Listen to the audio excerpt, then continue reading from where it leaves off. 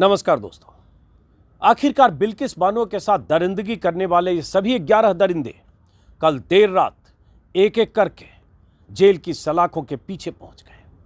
उन्हीं सलाखों के पीछे जहां से गुजरात सरकार ने इन सबको फ्रॉड तरीके से सुप्रीम कोर्ट की अदालत में धूल झोंक कर मोदी और शाह की सत्ता का अप्रूवल लेकर आजाद कर दिया था।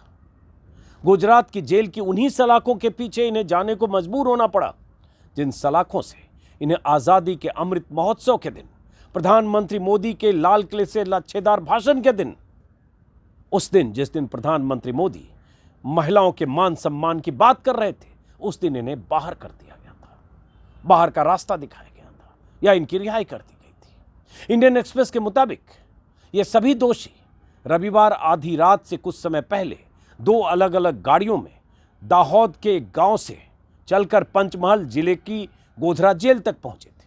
गोधरा जेल के अधिकारियों के मुताबिक 11 दोषियों ने रात 11:45 पर सरेंडर किया। वक्त पर गौर कीजिए, रात 11:45 पर, और रात 11:45 पर सरेंडर करने का मतलब है कि इन्हें सुप्रीम कोर्ट के निर्देश के मुताबिक चूंकि 21 जनवरी तक सरेंडर करना था, इसलिए इनके पास सिर्फ 15 मिनट बचे थे।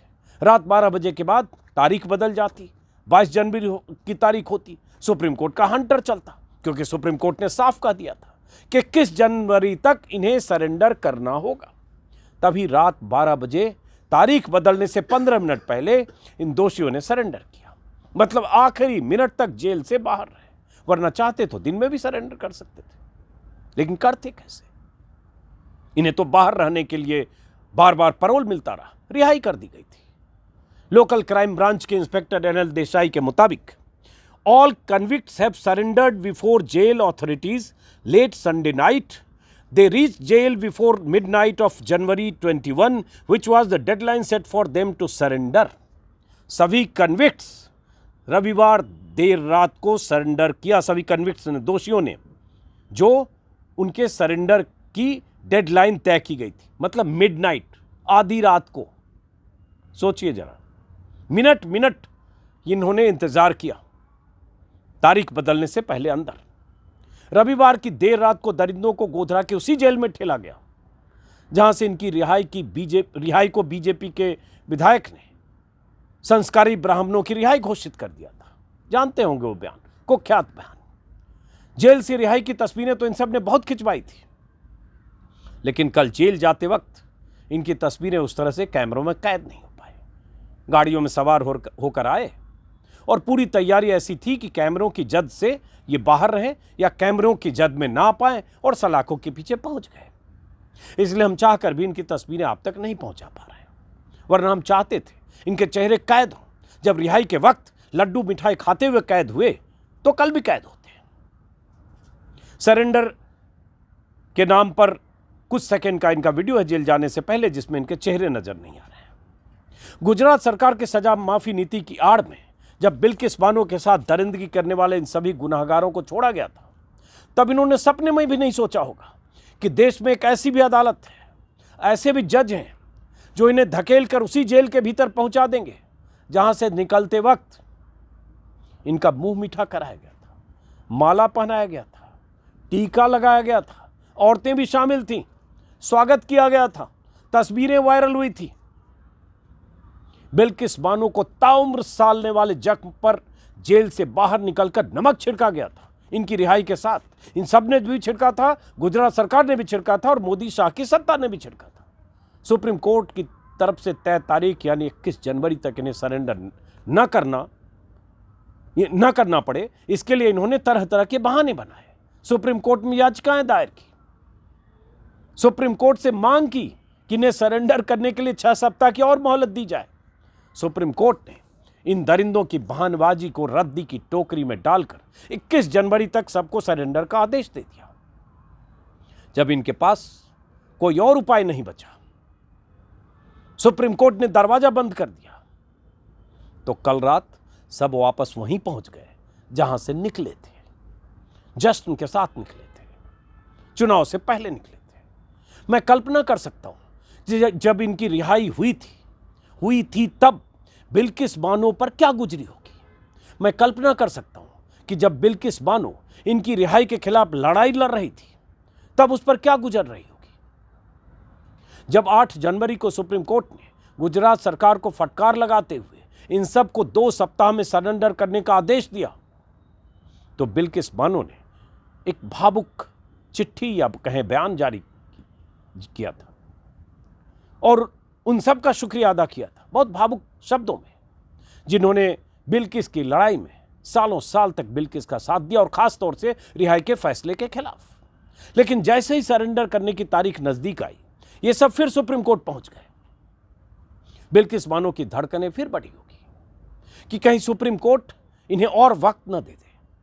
लेकिन सुप्रीम कोर्ट के 2 जजों की पीठ ने इन बहानेबाजों की जो याचिकाएं थी, 10 ने याचिका दायर की थी, 11 में से 10 ने उसे खारिज कर दिया, ये कहते हुए कि इनकी दलीलों में कोई दम नहीं है, इन याचिकाओं का जो आधार है उसमें कोई दम नहीं है।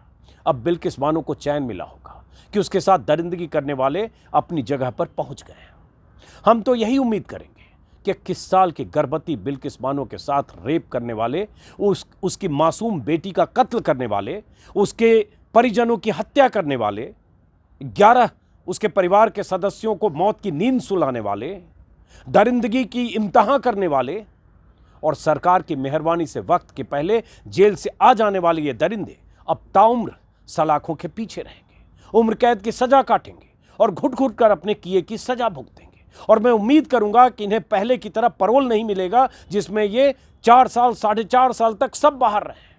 हम जैसे लाखों करोड़ों लोग शुक्रगुजार हैं सुप्रीम कोर्ट के, जिसने इन दरिंदों की रिहाई के फैसले को खारिज कर दिया और इन्हें 2 सप्ताह के भीतर सरेंडर करने का आदेश दिया था। सुप्रीम कोर्ट में करीब 13 महीने चली सुनवाई, 13 महीने इनकी रिहाई के खिलाफ। बिल्किस बानो, उनके साथ वकील, कुछ याचिकाकर्ता, सारी चालाकियां सुप्रीम कोर्ट में धरी रह गई। केंद्र और गुजरात सरकार के वकीलों की तरफ से बहुत चालाकियां की गई। इन दरिंदों को बचाने के लिए बेशर्म दलीलें दी गई। इन दरिंदों के वकीलों की तरफ से रिहाई को कानूनी जामा पहनाने की कोशिश की गई, लेकिन बिल्किस लड़ती रही और सुप्रीम कोर्ट ने इन दरिंदों के वकीलों की, सरकार के वकीलों की एक न सुनी। बिल्किस की लड़ाई उनकी वकील शोभा गुप्ता लड़ रही थी। उनके अलावा कई याचिकाएं सुप्रीम कोर्ट में थी, जिसमें लेफ्ट की सांसद रही कानपुर की सुभाषनी अली, महुआ मोइत्रा, रेवती लॉल और एक और नाम अभी भूल रहा हूँ, रूपरेखा वर्मा लखनऊ की प्रोफेसर, और उनके साथ वृंदा ग्रोवर, इंदिरा जयसिंह, अभिषेक मनु सिंघवी और कई वकीलों का पैनल। और आखिरकार सुप्रीम कोर्ट में वो फैसला हुआ जिस फैसले के आधार पर इनकी रिहाई का जो पहले का फैसला था वो निरस्त हुआ। इनकी बहानेबाजियां जो थी सुप्रीम कोर्ट में, इन्हें 11 दरिंदों की, जिनका जिक्र मैंने परसों के वीडियो में भी किया था, जब मैंने शुक्रिया अदा किया था सुप्रीम कोर्ट का कि शुक्रिया माय लॉर्ड, आपने इनकी एक न सुनी। वो बहानेबाजी अपने आप में इस बात की तस्दीक करता है कि इन्हें किस तरह के बहाने बना बनाकर पहले भी गुजरात सरकार की मेहरबानी से पैरोल मिलता रहा।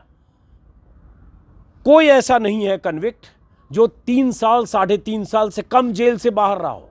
कोई ऐसा नहीं है जिसे 14 दिन या 26 दिन या 35 दिन के लिए पैरोल मिला हो और 150-200 दिन न रहा हो, लेकिन किसी की सेहत पर कोई फर्क नहीं पड़ा।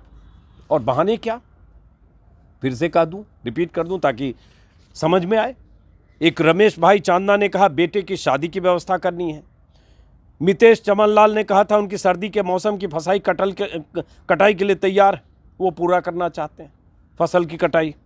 वैसे ही किसी ने बहाना किया कि पैर की सर्जरी के रूप से उन्हें के बाद की वजह से परेशानी है। किसी और जसवंत भाई ने कहा सर्दी के मौसम में फसल की कटाई करनी है। किसी को बेटे की शादी तय हो गई, वो शादी का हवाला किसी ने दिया। किसी और ने, शैलेश भाई ने भी फसलों की कटाई का हवाला दिया। ऐसे बहुत सारे बहाने किए गए जिसे सुप्रीम कोर्ट ने खारिज किया, क्योंकि इनका गुनाह, इनका अपराध इतना जघन्य था कि इन्हें किसी सूरत में सुप्रीम कोर्ट से कोई रियायत नहीं मिलनी चाहिए थी और रियायत नहीं मिली और कल सलाखों के पीछे ठेल दिए गए। अब बात आती है जो मैंने पैरोल का जिक्र किया, वो सरकार की मेहरबानी से पैरोल पर लोग बाहर आते हैं। राम रहीम का आप जानते ही होंगे कि अभी फिर राम रहीम बाहर आए पैरोल पर, उसके पहले नवंबर में भी बाहर थे। और वो बार बार वो बाहर आते, ऐसा लगता है जैसे जेल और उनका जो आश्रम या बाहर का ठिकाना है, दोनों के बीच दूरियां इतनी कम है कि जब मर्जी जेल का ताला उनके लिए खुलता है, बाहर आते हैं। इनके केस में भी यही हो रहा था, इनके केस में भी यही हो रहा था। मैंने पहले भी कहा, रमेश चांदना नाम का एक दोषी सजा याफ्ता मुजरिम 1576 दिन बाहर रहा, राजू भाई नाम का एक मुजरिम 1348 दिन बाहर रहा, जसवंत नाम का मुजरिम 1170 दिन बाहर रहा। और ये सब बाहर ही नहीं रहे, ये सब जो इनको जितने दिन का पैरोल था, जितने दिन के लिए इन्हें बाहर रहना था, उसे टेम्पररी बेल मिली या फरलो मिला, उसको तोड़ा, उसकी धज्जियां उड़ाई और 150 दिन, 200 दिन, 125 दिन उससे ज़्यादा बाहर रहे। उसके बाद भी सरकार इनके बचाव में थी, उसके बाद भी सरकारी वकील इनके बचाव में खड़े थे। लेकिन सुप्रीम कोर्ट में आखिरकार बिल्किस की सुनी गई।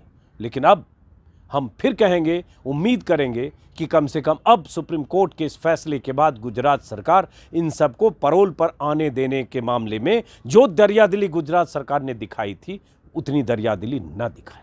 और बार बार यही बात, वो बिल्किस बानो नहीं होती तो शायद आप सबको बहुत आक्रोश हुआ होता, इस देश की जनता को लगता कि बहुत बड़ी नाइंसाफी हुई। लेकिन एक बड़ा तबका ऐसा माहौल इस देश में बन गया है, एक बड़े तबके को, बड़ी आबादी को इसमें कोई आश्चर्य नहीं हुआ, या उसे कोई गुस्सा नहीं आया कि बिल्किस बानो के साथ दरिंदगी करने वाले को जिस ढंग से आज़ादी के अमृत महोत्सव में रिहा कर दिया गया, क्योंकि उसका नाम बिल्किस बानो है। और जो रिहा हुए थे, जो फिर से ठेले गए, वो सारे संस्कारी ब्राह्मण थे या हैं। फिलहाल इस वीडियो को खत्म करते हैं। आज कल रात जब ये सलाखों के पीछे वापस गए, कम से कम कल रात बिल्किस बानो चैन से सोई होगी। नमस्कार।